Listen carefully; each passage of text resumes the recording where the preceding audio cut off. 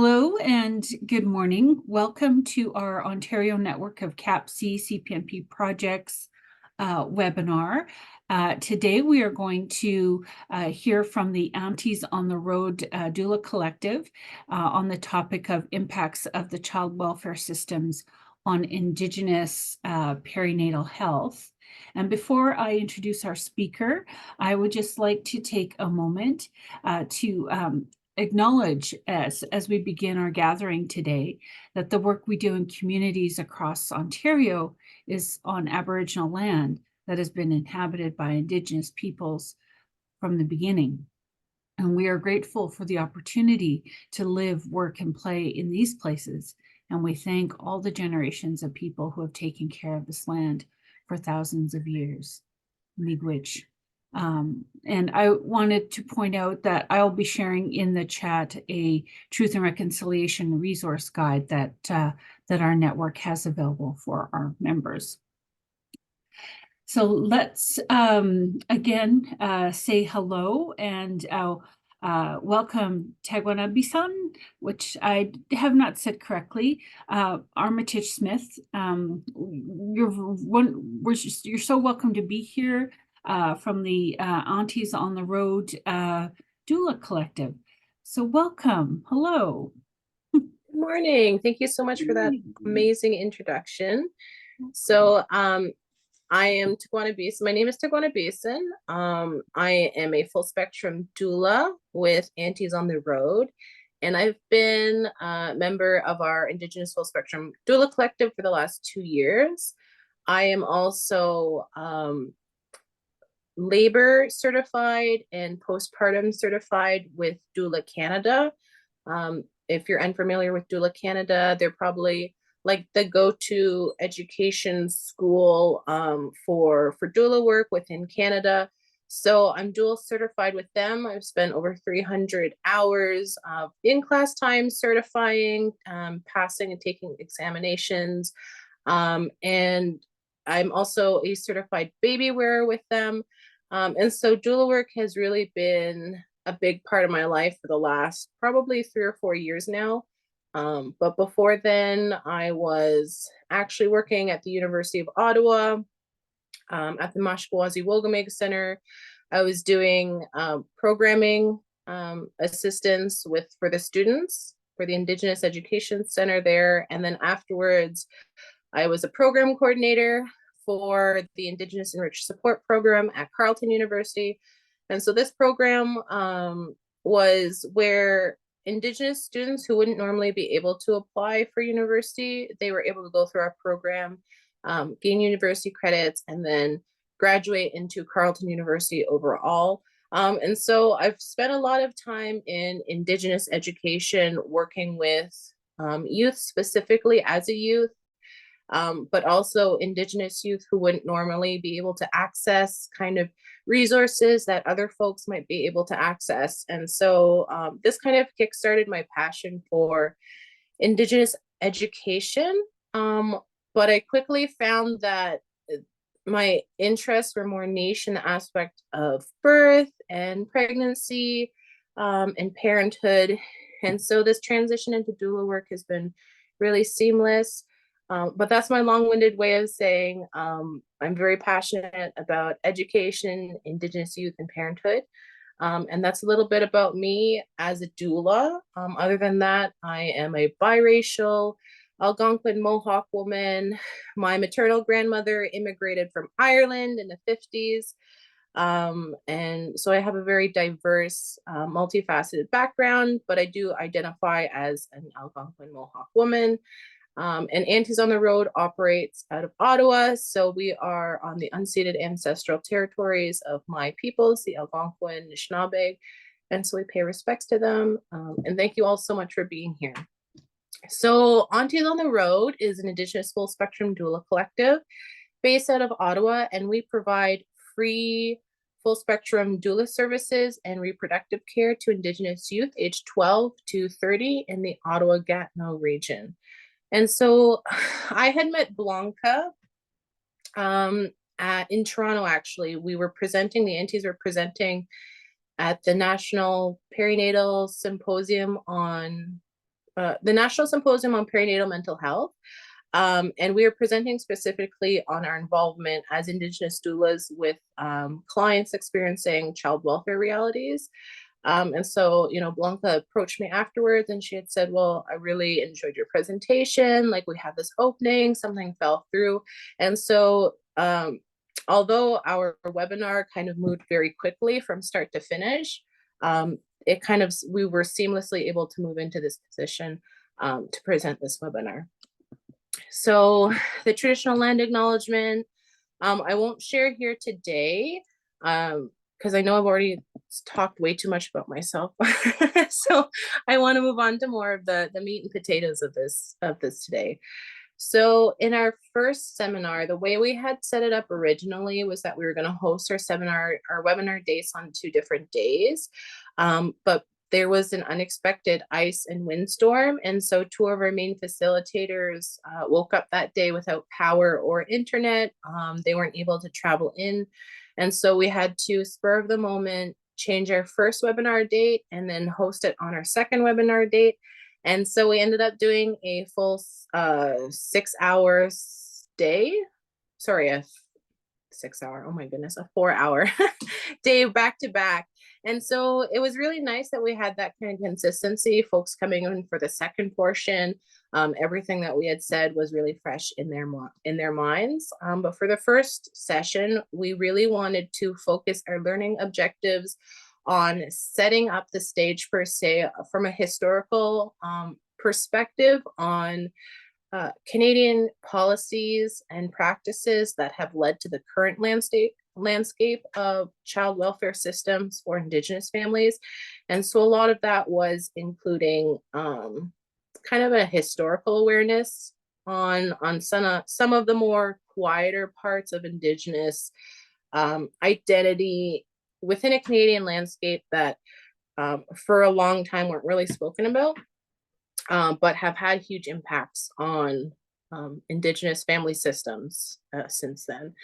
So these have been our learning objectives that you'll kind of find throughout this presentation here. So a little bit more about the Aunties. Again, we are a holistic doula collective. We're grounded in the belief that Indigenous peoples should have access to well-rounded, holistic sexual and reproductive health experiences within Canadian landscapes, considering all things considering our background and things. So we want to make sure that as the Aunties, we are acting as kind of ambassadors to access education, to access services, but also making sure that our clients are fully supported physically, spiritually, emotionally through this journey of parenthood. And although we do offer our services specifically to youth ages 12 to 30 in Ottawa, we are able to make occasional exceptions thanks to our mentor. So Aunties on the Road is a grassroots collective, and we're housed under Minawashan Lodge, which is a women's support center in Ottawa. I think I saw Flo here earlier. Hi, if you're still here. But Minawashan Lodge has acted as our mentor, and so they house us.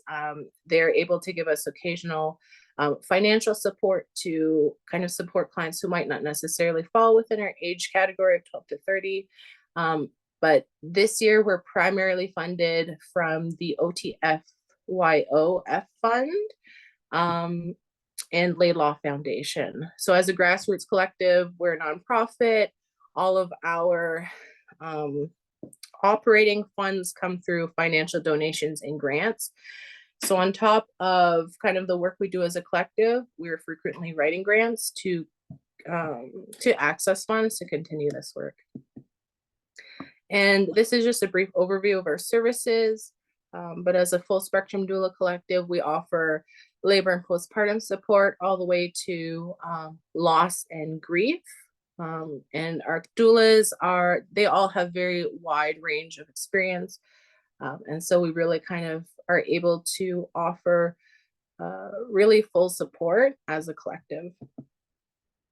So before we really jumped into the heavy information of our first seminar, our facilitator, Jess, is a big fan of Jamboards.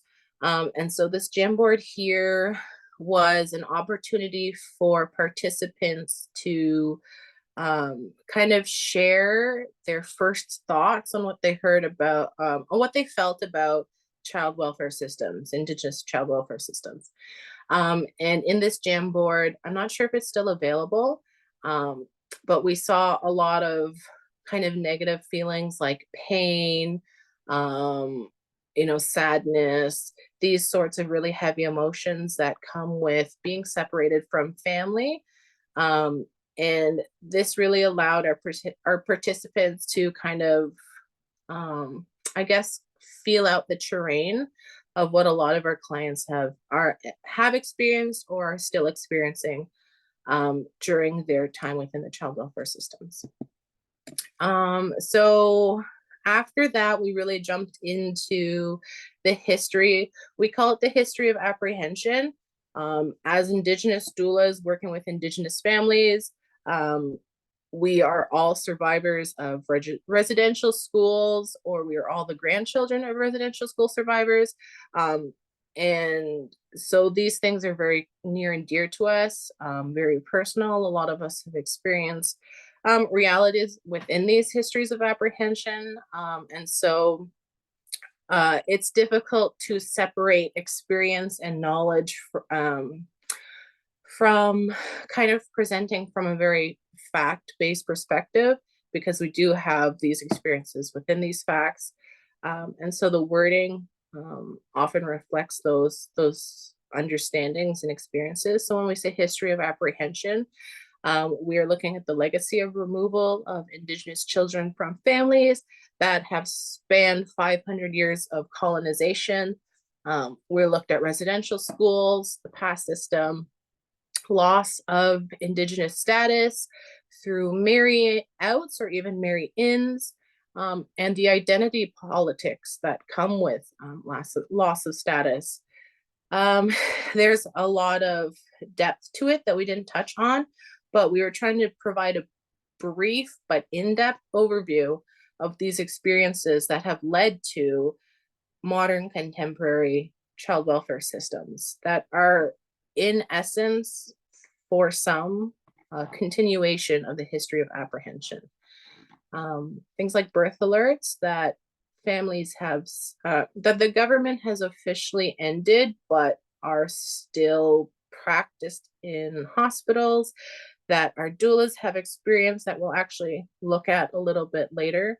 Our 60s and millennial scoop survivors. We have doulas in our collective who are 60s scoop survivors, and how all of these pieces have led to contemporary forms of biased health care, which lead to children's aid society involvement.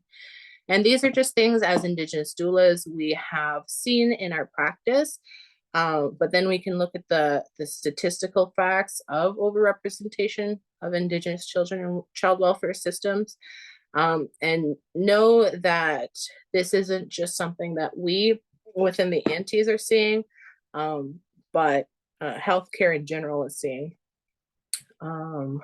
So this was the statistics of Indigenous children in care. But it leads to the question of why is there so many children in care? The majority of alerts or to investigate for CAS come from cases of neglect or fear of child safety through addiction. But when we look at, this fantastic quote from Gabor Mate, addiction is only a symptom. It's not the fundamental problem. The fundamental problem is trauma. And Indigenous people, our trauma is the ongoing colonization of our peoples, and all of the various government policies that have led to the continuation of this colonial trauma, specifically within reproductive colonialism and coercion. These can look like addictions, which is the physical manifestation of trauma, adverse birth outcomes, which can be attributed to racism or biases in the healthcare, a lack of education, lack of resources, lack of access to resources, homelessness as a result of poverty, abuse, the foster care system aging out. It's all a cycle that starts from one place and it just continues from one generation to the next. And then we can even look at Indian status, loss of status, blood quantum, identity politics, and even the reserve system. And so as Indigenous doulas, as advocates for our clients, as advocates, but also the bridge between resources, these are all moving pieces that we're all very familiar with, that we recognize past the surface level as to why a lot of our clients are experiencing these situations. And then again, reproductive oppression. These things aren't so far removed from our peoples. We all have our own experiences. I've given birth twice, the decreased quality of care, despite being university educated, married, not a youth, all of these things that are typical indicators of experiencing decreased quality of care, that shouldn't affect me, have affected me. These are all very personal experiences. And again, bringing these into care for our clients. So when we look at birth trauma, we want to look at that holistic kind of picture that their experiences have painted. We can even look at forced sterilization. As recent as 2019, claims have been surfacing. So these very violent practices and tactics that have been ongoing for our peoples that continue to affect their situations as parents. Again, all part of our realities. So this birth trauma tree is a practice that we as Indigenous doulas really have at the forefront of our minds when working with our clients, which might not necessarily be kind of a go-to for a lot of practitioners, but it's really important when we want to look at, especially the postpartum period for clients who have just recently lost their infants. This is huge birth trauma that we might only see physical or surface manifestations, but not necessarily what led to them. So as Indigenous doulas, we really look at ourselves as advocates for reproductive justice. And these sorts of things, sometimes we think, well, they only affect certain kind of types of folks. But the reality is we have all experienced this regardless of how we look and how we should experience things within a social standing.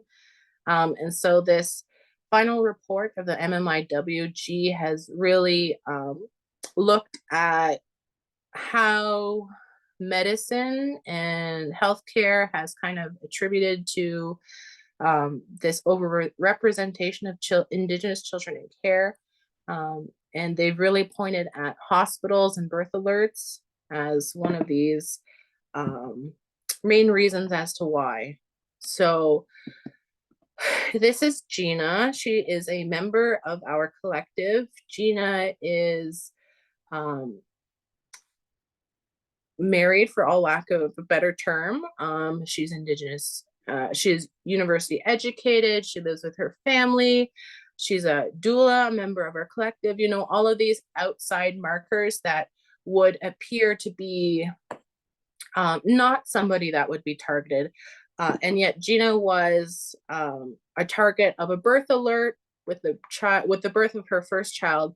And she really attributes this to racism in the healthcare in Ottawa specifically. And so this is a CBC article on birth alerts from her experience, and how she's also not surprised that even though they've officially ended, they are still ongoing. And so as Indigenous doulas, we're advocates for our clients because we know that even though these policies are in place, they can still slip under the rug because of hospital policies. And so our work as doulas is to remind clients that hospital policies are not law, not necessarily provincial or federal law.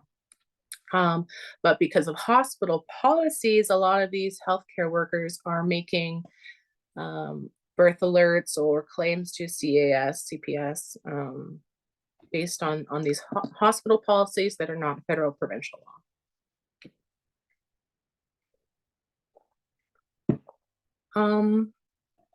So this is a brief overview of ISC and the funding streams that are available for towards this. This is I guess, kind of a flow chart on how CS involvement kind of works. And then we got into the program reform, which is a relatively recent reform with the Assembly of First Nations, with the First Nations Child and Family Caring Society, Chiefs of Ontario, Anishinaabe as Key Nation, and FNC, FSP. And so this reform came from several different moving pieces, but it is a way to recognize that Indigenous peoples continue to face ongoing oppression, reproductive oppression, and so it's an attempt to rectify that. And here's the Truth and Reconciliation calls to action, specifically around child welfare. I believe that this there's a toolkit that's been pasted into the chat. So if you're not familiar with it, I definitely highly suggest checking it out. And then we again looked at the duty to navigate reporting during pregnancy.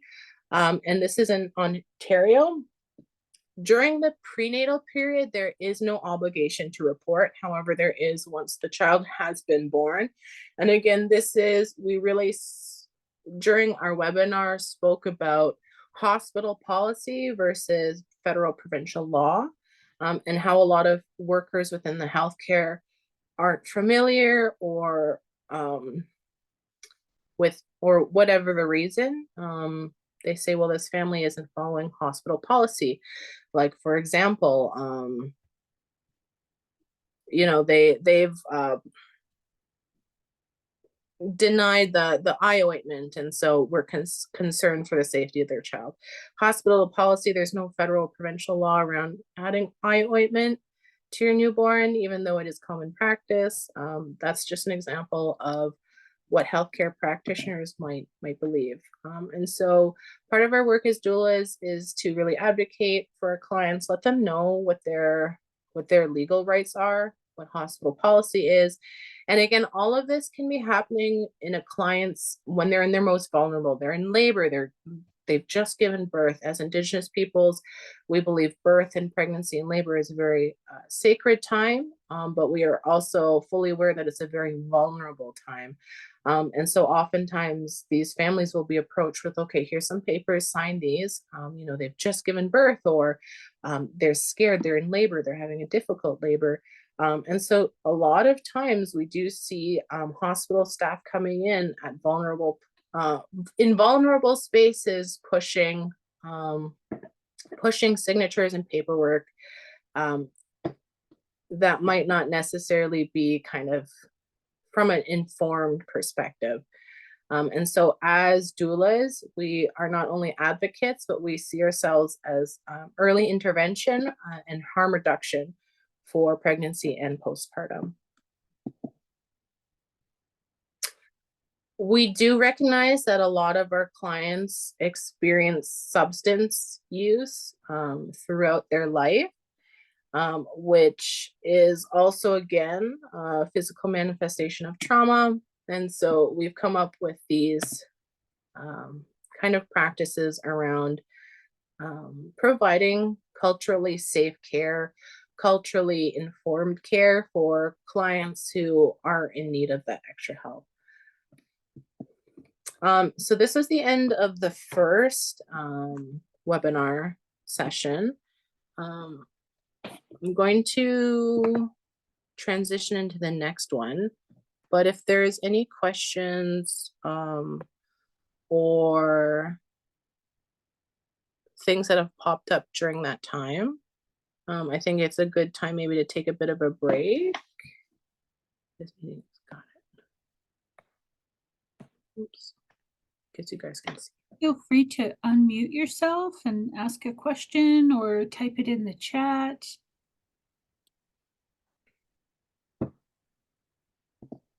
So in this session, what's going to more the focus? Does this? Can you tell us what's coming up in this session? Yeah, absolutely. So as we had stated, there is like a weather, so we had to move one to the same day. Right. Which kind of allowed for a really seamless transition from really the more like heavy information based session. And then session 2 was kind of the one where all of our aunties were able to come together and then just have a discussion panel on their experiences working with clients experiencing child welfare realities. Right.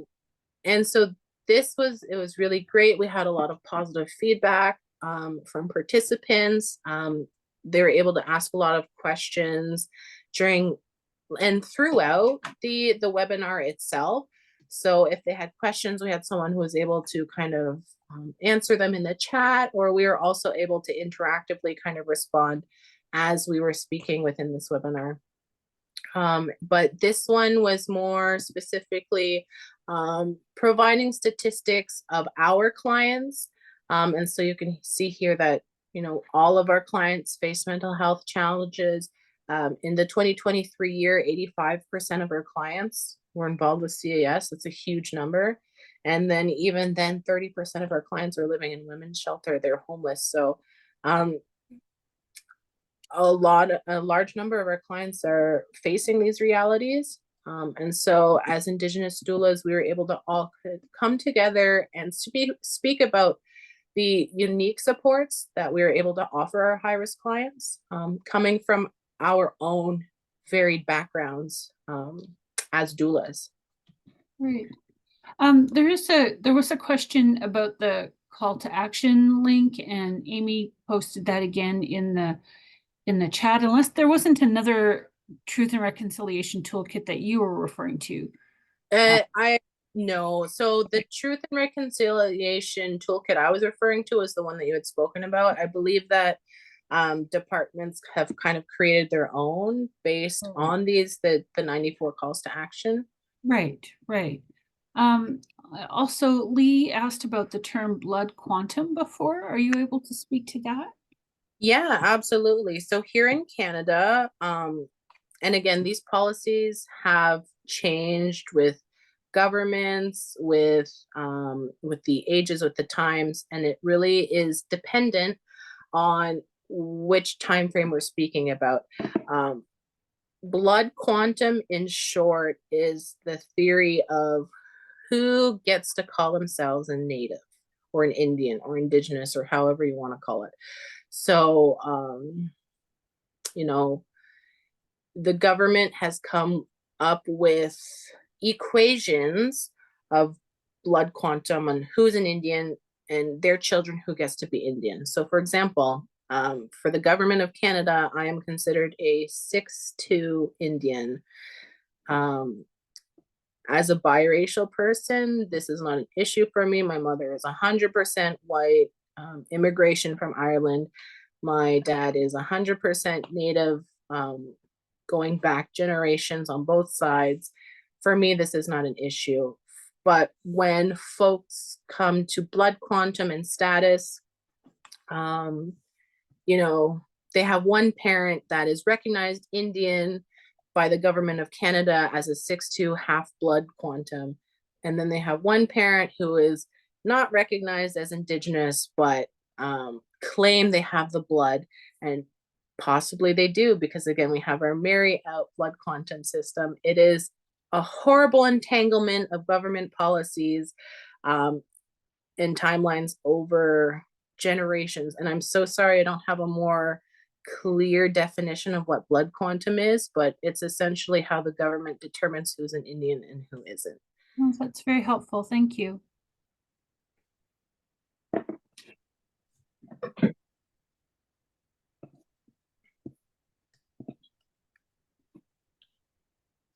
And again, so the large portion of the second part of our webinar was to, in the early talks with Blanca, when we were getting a feel of how kind of her department, the department would like to see from this webinar, she was really saying that a lot of folks are really interested in just hearing about our experiences working with those clients, like on the ground, in spaces where the client isn't fearful of authority. Because as Indigenous families, especially Indigenous families working with CAS, there's that fear of apprehension, or if they say the wrong thing, their child will be kept from them longer. There's always this fear of working with authority. And so as Indigenous doulas, we really are able to capture clients in vulnerable spaces of trust, which is really where we attribute the success of our organization, is because we do approach them as kin, as friends, as someone there to help and support, and they view us as such.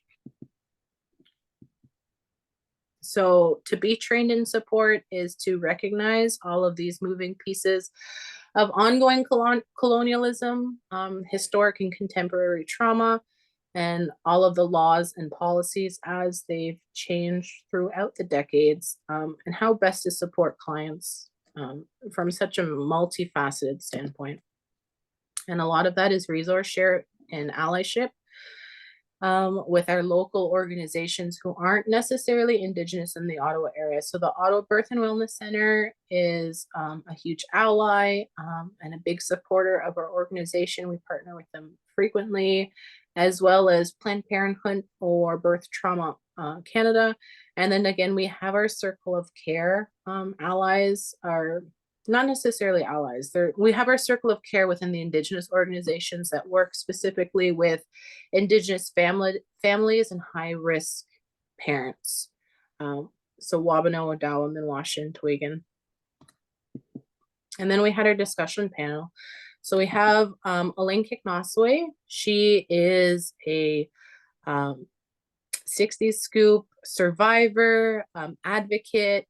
She, is a Kairos blanket exerciser, facilitator, trainer, wedding officiant. She's one of our doula members, specializing in grief and loss as a death doula. She's a traditional dancer, singer, drummer, and carrier of ceremonial teachings.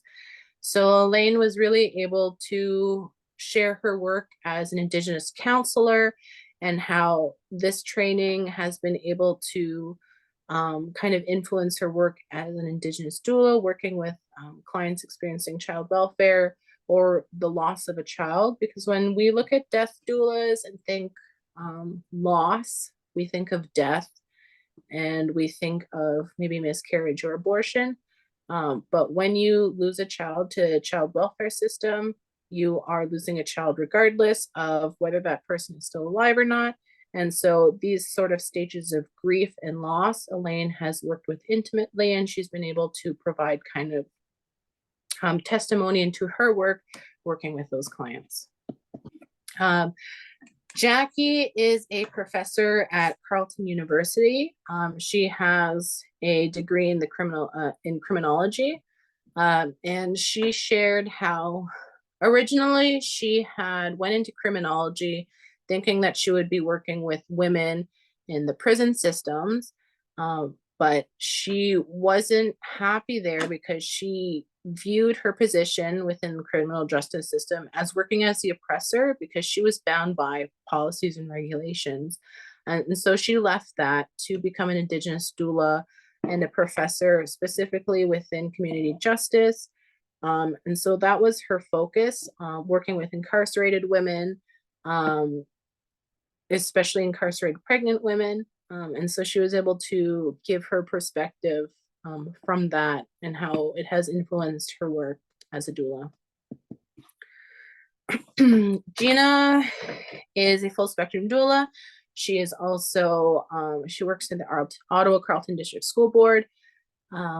And she was able to provide testimony not only of her experience working or having been subjected to a birth alert as a first-time mom, but she also works quite closely with the majority of our clients experiencing child welfare care. And so it was really insightful to hear her experiences with those clients and kind of what their experiences are from a vulnerable standpoint and what they need from Gina as a doula, trying to get their child back, trying to set themselves up for success. And so that was really moving, emotional piece as well. And that's just me. But our discussion panel covered a lot of topics. If you have access to the recording, I really suggest taking 30 minutes to check it out. There's a lot of really fantastic pieces, things said there that are kind of eye-opening. Even as an Indigenous doula working with child welfare clients, there were perspectives from my fellow doulas that I hadn't really experienced in my time. And so it was really great to hear from them and see how they've been able to navigate and successfully help a lot of our clients. So that was the meat and potatoes of our 2 webinar sessions.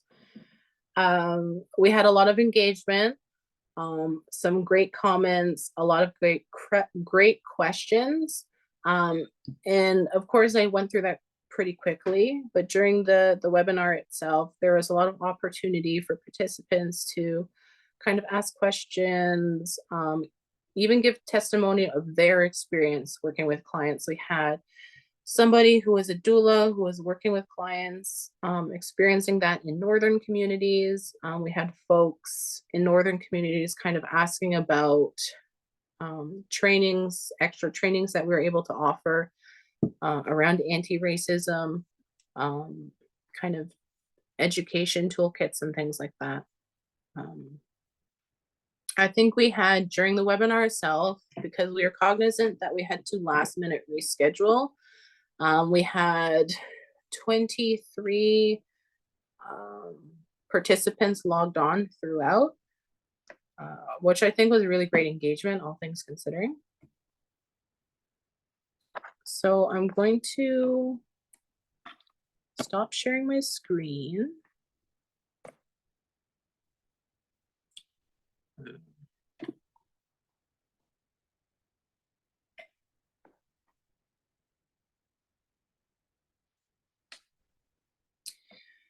And yeah, so this presentation, the webinar came together rather quickly. We met Blanca was it November? We signed our contract in the end of January, and then we were to have all the deliverables into February. And so our collective moved rather quickly to kind of tailor this according to what it was specifically that the network was looking for.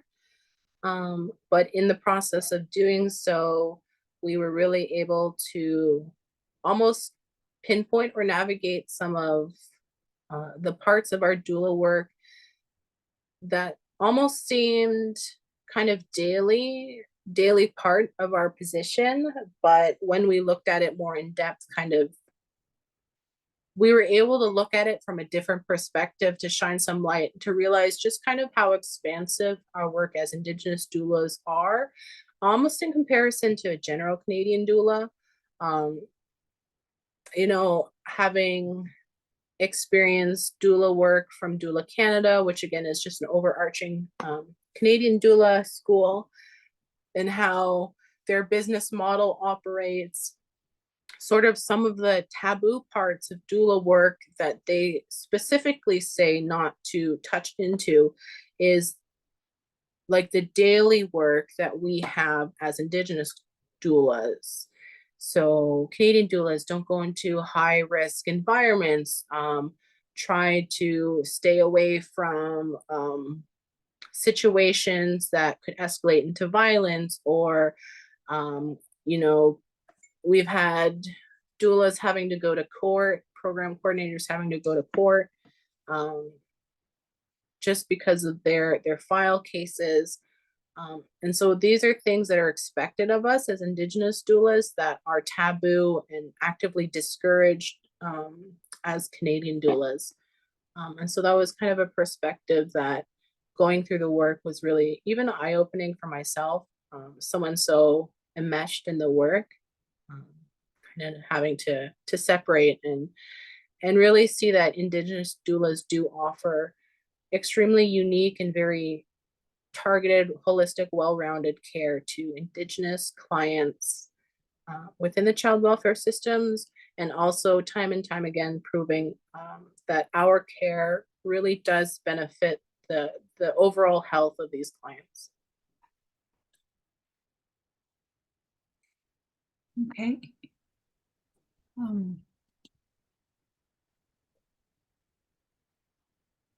Thank you so much for sharing of all of this information. I'm just really taken aback and in awe of the work that you and your collective are doing. And could I just maybe ask a simplistic question in terms of, like, my understanding of being a doula is a sort of a birth companion, and that you know, a doula would engage with a woman who is pregnant, sort of be with her, you know, throughout her pregnancy, and actually be present during the birth, and then even providing supports afterwards. So just want to check in on that basic, Yeah. you know, understanding. Is that how it works? Yeah, absolutely. So, and again, sorry about all these long-winded circle back answers. No.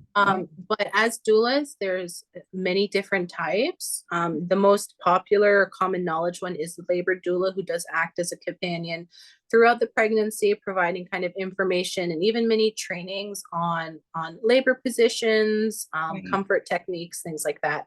And then acts as a support person during the labor.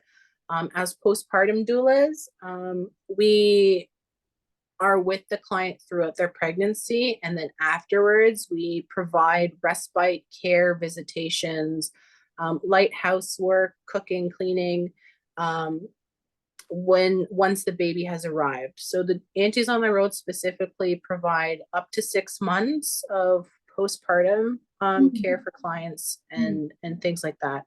So we also provide you know, say breast pumps or diapers, wipes, formulas, whatever we have access to in the moment that our client needs. We're able to partner, or at least find folks who are able to provide that for us, for our clients. And then again, there's also things like death doulas, who work specifically within grief and loss as emotional support people. So as a full spectrum doula collective, we have members who specialize in different parts of the doula spectrum. I myself consider myself more of the educator, as well as a postpartum. But then again, we have someone who's specifically just postpartum. We have someone who only works within grief and loss. Currently, because of labor doulas are kind of like a needle in the haystack, because of the unpredictability of the work. And also financial compensation for doulas is pretty unpredictable and low. So, you know, labor doulas are not as common, but are highly sought after. So when you say grief and loss, Mhm. death doula work, are you talking about like baby infant, or are you talking about anybody who is, uh, you know, passing away? So yes, within our collective specifically, We only do babies and infants up to 6 months a year, or if the person's pregnant, experience a miscarriage, or Right. even chooses to have an abortion, we have doulas there Gotcha. to provide care for our clients. But then overall, there is someone called a death doula who works with clients of all age ranges, kind of helping with the family with the transition of the passing of a loved one. So Mhm. if that's helping write the will or arranging the funeral, or showing up and doing the cooking while the family kind of arranges the passing of a loved one. That is the role of a death doula, outside of kind of the Gotcha. perinatal life. Gotcha. Thank you. Does anybody else have any questions before we say goodbye? Please feel free to just come on camera or unmute yourself or type in the chat. I could see how, in the work that you're doing, Lee is here. Hi, Lee, do you have a question? No, I just wanted to say thank you for sharing all this. No, I wanted to say thank you for sharing all this. The work you do sounds wonderful, and some of the elements that you folks address, well, they're needed. It just really exposes the sad realities of society today, which is unfortunate, but without people like you folks doing what you do, the situation would be a lot worse, right? So thank you very much. And I would really like to see those recordings if they are accessible to us as well of the full trainings you provided. I can check to see. I don't know if I can, but I'll Okay. check with Blanca, and if I can include that Yeah. with the link that I send out to this recording, I will. But I Thank you so can't much. promise that. I don't know if there's rules around the distribution of that. So, but I'm happy to Okay. check into it. Well, thanks for sharing what you've done. Thank you. Thanks, Lee. Well, thanks everybody for joining us today, and thank you so much, Tagwabisan. Tagonabisan. Tagwabisan. Of course. Thank you so much, again, as well, for inviting us, for having us. If you need any more information around Aunties on the Road, we have our own website, Aunties on the Road. Minawashan, again, has their own website. Great resources. There's Twegan Housing. And in the recording that you should all receive, there is a list of our frequent partners and allies. And so they all have their own websites as well. So if you have clients in the Ottawa area, those are great resources and allies for our clients. Beautiful. Thank you again. And thanks everybody for joining us today, and wishing everybody a good rest of the Tuesday. Take care. Bye-bye. Thank you very much.